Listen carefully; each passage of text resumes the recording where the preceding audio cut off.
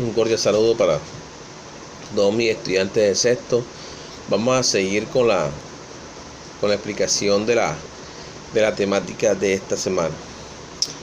Estábamos hablando de los periodos en que se divide la historia antigua de América, que es muy diferente a lo del antiguo continente. Aquí en el libro, en la página 107, hay una serie de preguntas. Vamos a trabajar de esa forma, porque si empiezo a relatar todas las unidades no nos va a dar tiempo. Pero son preguntas claves y nos facilitan el aprendizaje y la asimilación de estas dos unidades. Dice, ¿qué papel cumple la arqueología como ciencia auxiliar de la historia? Vamos a colocar un poco más el libro acá. Entonces, ahí, por ejemplo, la arqueología, que es logía, es estudio, logos, estudio, arqueo, antiguo, del griego, ¿vale? Etimológicamente, ese es su sentido etimológico, significa que el estudio del antiguo, ¿ya? Entonces, la arqueología no es más que una ciencia que estudia los materiales antiguos para así poder reconstruir a la historia. O sea que es una ciencia esencial para poder reconstruir la historia, para reconstruir ese rompecabezas que no conocemos, ¿no? Como es la historia antigua de América. Sigamos con la segunda pregunta. ¿Qué importancia tienen las excavaciones arqueológicas de Clovis en el Nuevo México y en Monteverde en Chile? Argumenta tu respuesta. Argumenta tu respuesta. O sea que tienes que explicar por qué. El por qué de que te dice esa pregunta. Entonces, mira que ahí en esa pregunta vamos a ver que estas culturas se gestaron en el Paleoindio. En el Paleoindio, por ejemplo, o sea que se dio desde el 40.000 años antes de Cristo hasta 7.000 años antes de Cristo. Ya fue los hallazgos que se han encontrado, los más antiguos del poblamiento americano, se han encontrado en Clovis y en Folsom en Nuevo México y en Monteverde en Chile. ¿Pero qué se encontraron? Se encontraron huesos, fósiles, huesos de bisontes que estaban perforados por puntas de lanzas de piedra en formas de prisma. O sea, encontraron las primeras como ya ahí fue que se puede decir que son las culturas madres de las culturas que se van a gestar en los otros periodos. Entonces eso fue hace aproximadamente 13.500 años. También vamos a encontrar que en Monteverde, entre la cordillera de los Andes y las costas del Pacífico, encontraron también restos, pero hace 14.500 años, o sea, que son más antiguos que en los de Folsom y los de Clovis. Ya, ¿qué pasó? Que este hallazgo ha replanteado la teoría del poblamiento de Alejandrica por el estrecho de Bering. El estrecho de Bering queda arriba, allá en el norte de América, ¿cierto?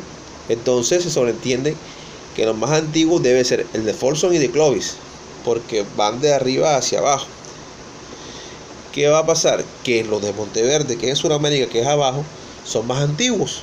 Entonces esto da a pensar que la teoría del poblamiento americano que vino en el estrecho de Bering queda como entre comillas, ya quede como en otra hipótesis, porque son más antiguos.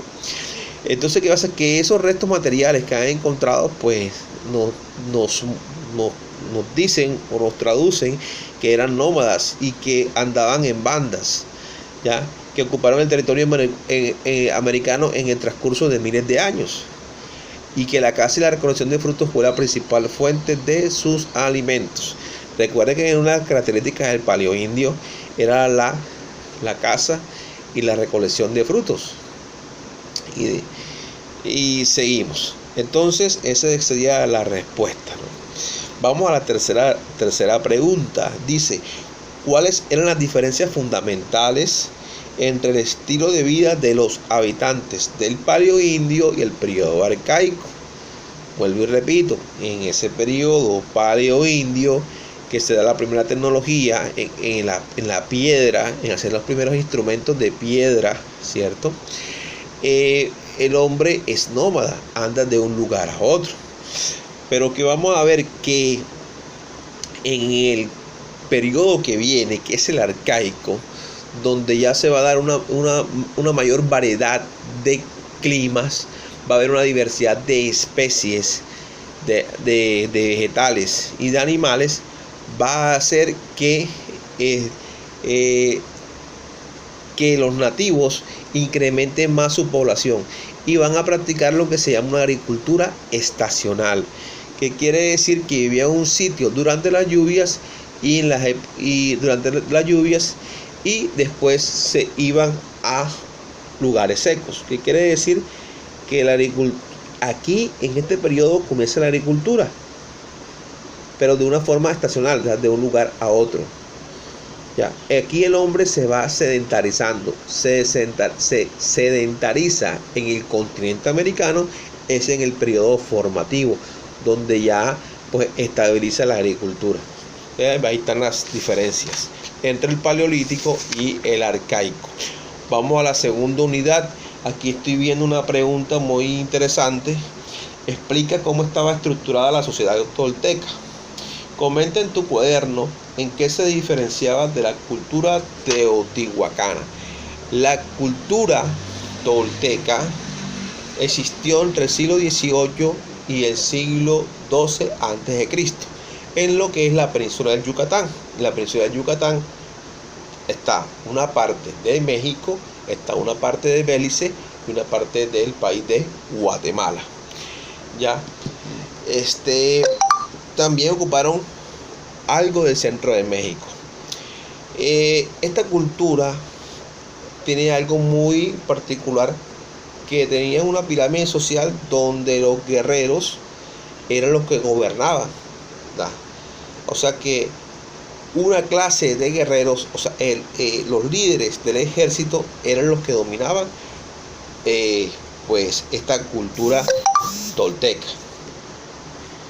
Otra cosa, que miren que esta cultura que hace parte ya del clásico, vamos a ver que basaban la mayoría de todas estas culturas que se desarrollaron en Mesoamérica.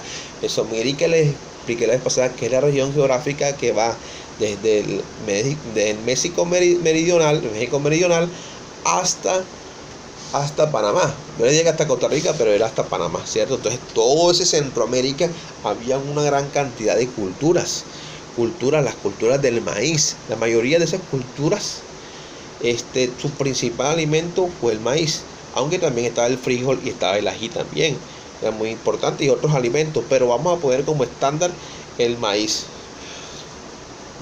Ya, tiene un centro ceremonial grandísimo llamado el Tula, donde estaba la ciudad más importante, que era Tula. O sea, ahí tenían el centro ceremonial más grande que se había conocido en toda esa época.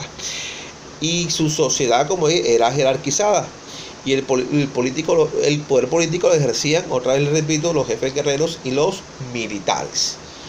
Ahora tenían también dos grandes estadios, ya, que era para un deporte que es el juego de la pelota, ya, y también eran de carácter ritual y religioso, utilizaban estos estadios. Entonces miren ahí todas esas características que le dije de los toltecas, ¿cierto? Ahora vamos con los Teotihuacán. Teotihuacán se ubicaron en el centro de México, cerca al lago Texcoco, ya en el primer milenio después de Cristo, ¿no? Pero los teotihuacanos van a estar gobernados por sacerdotes, muy diferente a lo que había pasado con quienes, con los toltecas, muy diferente, ¿no? Porque los toltecas eran gobernados por militares y estos eran gobernados por sacerdotes.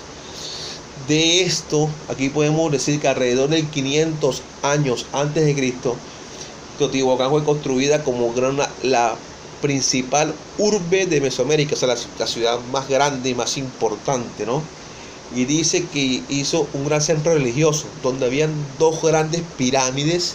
Ya, una pirámide era para adorar al sol y una pirámide para adorar a la luna. Y entonces entre esas dos hay una gran avenida que se llama la Gran Avenida de los Muertos, ¿cierto? Pero la pirámide más importante, el más sagrado de la ciudad, era el del sol, ¿cierto? Ahora, en esas pirámides, ¿cierto?, los guerreros teotihuacanos hacían que sacrificios humanos.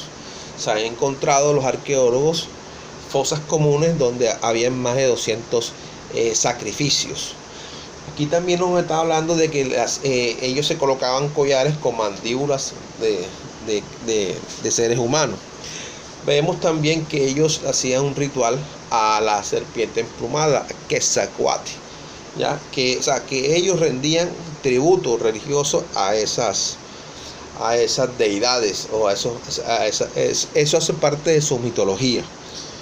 Entonces ahí me extendí en esa pregunta. Vamos a la otra. Para los historiadores de la actualidad, ¿cuál es la importancia de los códices de la cultura maya? Los códices eran como los libros de historia. O sea, habían personas, funcionarios públicos mayas, que se encargaban solamente de escribir toda la historia de los mayas. ¿Y qué pasó? Que los arqueólogos escudriñaron, han descifrado, y gracias a eso han podido pues establecer la historia de los mayas. Entonces los códices tienen esa importancia histórica porque de ahí los arqueólogos han podido descifrar todos los códigos que hay ahí y han podido pues entender la sociedad maya.